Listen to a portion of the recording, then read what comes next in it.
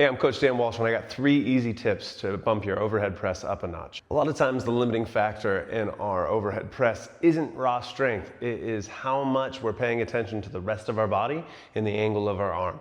So I want to give you these 3 easy tips about getting our forearm aligned, locking the rest of our body, and where to use our breath. One of the problems that can happen is our rack comes in too far. And now to get pressing, we got to move out before we move up, and we lose some of the tension in our lat and our shoulder, and we're putting some strain in there that we don't need.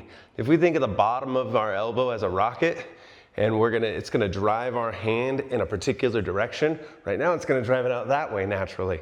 So I wanna get my hand in line with the elbow, and I wanna think about that rocket driving it straight up.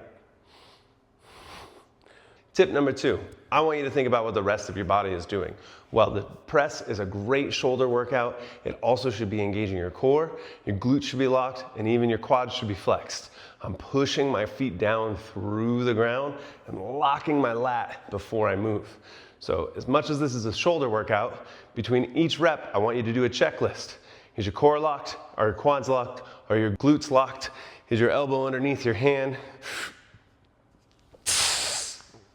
Press straight through. We reset, we do it again. Third thing we're gonna talk about today is where is your breath? A lot of people breathe through the whole thing.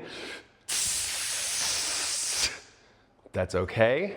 I tend to run out of breath when I'm going really heavy for that. So what I like to do is to breathe in, to lock that core, check with my glutes, check with my quads, make sure my lat's packed down, and then I'm gonna start my out breath right as the handle of the kettlebell gets to my eyes.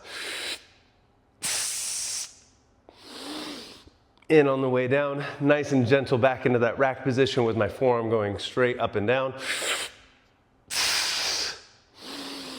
What I find is that people who breathe out from the beginning often run out of breath right here.